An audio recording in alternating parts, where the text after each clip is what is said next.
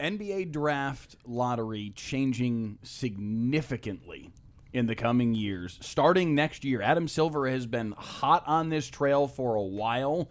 Finally, he has come up with a system, Andrew, that he feels like is going to work. I know you've got everything kind of outlined to lay this out, how it will work, but it's going to be very, very different. I saw the article at the top of ESPN last night and was like, my eyes rolled into the back of my head. There's a lot of text to digest. There's a lot to it. But there are a lot of specifics to get into. So let's call out VO20. Let's just hit this thing ground running. Here are the basics. It's called a 3-2-1 lottery. So when you hear 3-2-1, they're talking about the new system. They are expanding the lottery now to 16 total teams. They flatten the odds, so it's not like a rolling, this one gets 16 because of their percentile on how many balls are in play here. So it's just literally down to you either get 3 ping pong balls, 2, or 1. That's what it means by flattening the odds. It includes now a relegation zone. And for the 6 seconds of soccer fans out there, this is not, hey, we're calling up the G League Mac McClung team. Instead, relegation is just you are in the Shout bottom out to the 3 6 seconds of soccer over here in the corner. I was going to say, point him out. He's way over here. Wave to the camera. PLG, the biggest soccer fan in all of WFAA, really fired up for the World Cup. He's really excited for his 6 seconds that he gets on Fridays to talk about soccer. He just got a bonus 6 seconds on a Wednesday. Look at that. So the important piece of this, though, is if you're 4 through 10. We'll get to that here in a sec. I do want to include one more beat here. No team can win the top pick in consecutive seasons or win 3 straight top 5 picks. Those are built into the rules of this system. So they're trying to prevent what technically the Spurs ended up happening, where they got Wemby and then they got a number 1 pick immediately after that. So they're building around some of this. You get one shot at the barrel, and if you continually stink, we're also going to penalize you as well. Wow. Now let's head on to the next section of this in 21 here, and we'll start laying this out. The relegation zone is the 3 worst teams in the NBA. They get 2 lottery balls. So in a 3-2-1 system, they get the middle odds essentially. They get 2 lottery balls, but they only have a floor of the number 12 pick. They cannot fall past 12.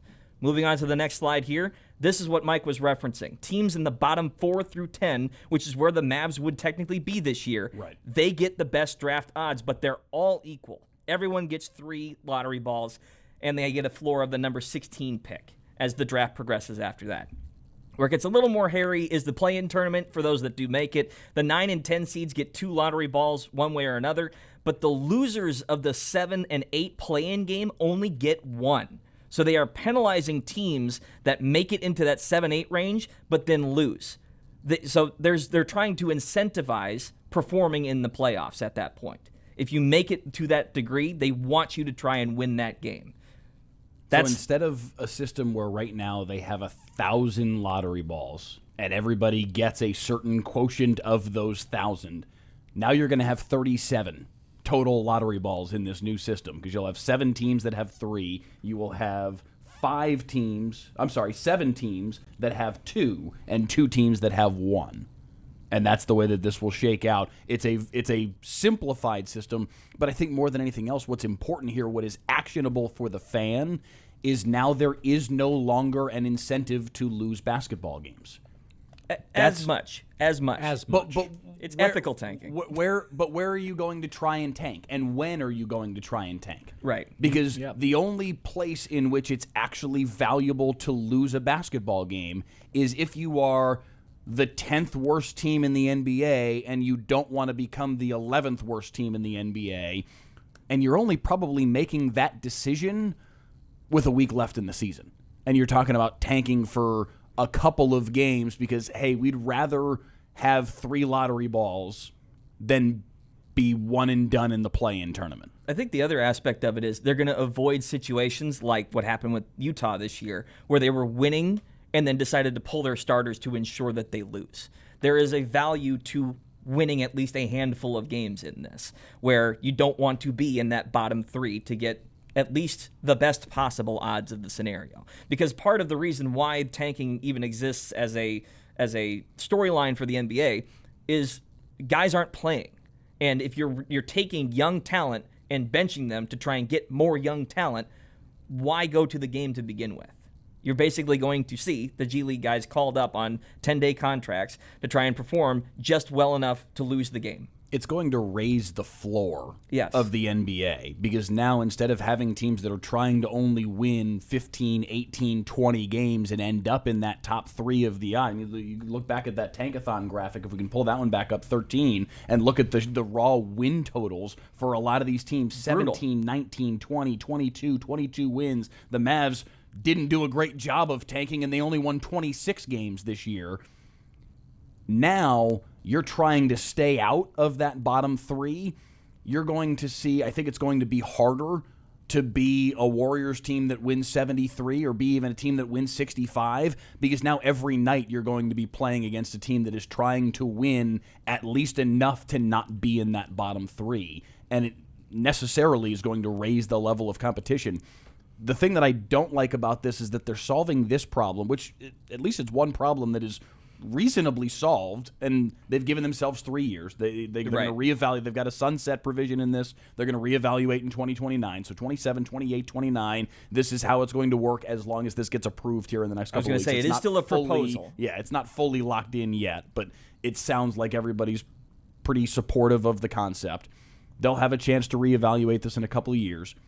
But the thing that they're missing here, and the thing that they're not solving, and the thing that they're just kind of sweeping under the rug and saying we're not going to address that, is the load management piece of this. Right. Is the fact that even with teams that are trying to win all 82 games, they're still having some of their best players not go out on the floor on certain nights. And this is helpful. This is a step in the right direction. But you are still, with that being allowed, with that being part of the equation, you're cheating your fans. Yes. Think of if you're a family of 4, you drop however much. We were talking about this with Kelly the other day about any sport. You drop a few $100, maybe $1,000 to bring your family of 4 to go watch a Mavs Spurs game, and you want to watch Cooper Flagg and Victor Wembanyama go head to head, and that happens to be the night that the Spurs sit Wemby. And instead, it's Devin Vassell versus who is the? Heaven forbid you end up on the night where they both get sat exactly down. right, and you're watching a G League game practically. Like, it's not to that level, but it radically cheapens the experience. And I will say, as someone that's tried to book trips to other stadiums recently, just to try and get an environment in other facilities, it's the one of the big 4 sports that I worry about the most on what return I'm getting in investing in it. Yeah. I almost, when I'm looking at the potential games for a trip, I'm like, is that a back-to-back? Which of the 2 games, if it is played against a tougher team? Well, then you got a game and it's like, okay, are they going to try and sit their best player against the best team and give him an easier night, or are they going to take the easy night because they have a chance of winning it anyway? There's so many different elements that go into it instead of just saying, hey, there's a basketball game I want to go see. It is very unique in that standpoint, because NHL players don't rest for load management, because they're just of a different ilk. Baseball players don't have necessarily the physical exertion in that sense of an NBA game. And the NFL season's so short that you can't have guys load managing when you only play 17 regular season games, and each one matters so much to get to the playoffs. So you kind of have this like one league where it's just very much, we have a lot of games. I don't know. The only thing I can think of is shorten the season. But the problem is because of money, they never will. I agree. If you could go back to the one season that was it the COVID shortened season that was 66 games? It's a great number. You lop 16 games off the schedule. Now you're right in that sweet spot of they've got this new 65 game rule where they're at least trying a little bit to solve that piece of the problem. But they're never going to do it because that's taking money out of everybody's pocket. Cut games. It's never. It's the reason the NFL keeps adding games. Yes, exactly.